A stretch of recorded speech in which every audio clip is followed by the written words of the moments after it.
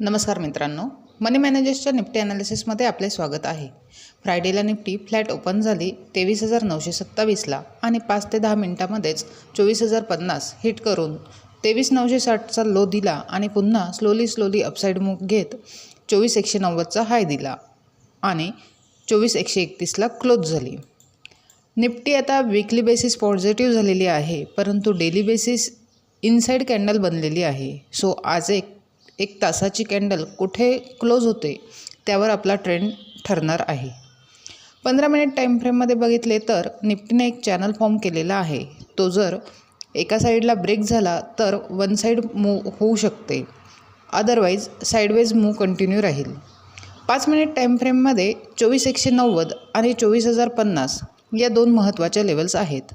जर 24,190 ब्रेक झाले तर 24,250 पहिले टार्गेट आणि 24,350 हे दुसरे टार्गेट होऊ शकते।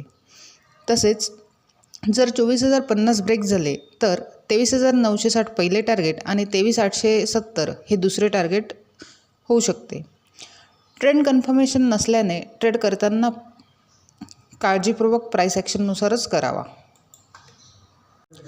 अशाच निफ्टीच्या ॲनालिसिससाठी चॅनल सबस्क्राईब करा, तसेच व्हिडिओ लाईक आणि शेअर करा।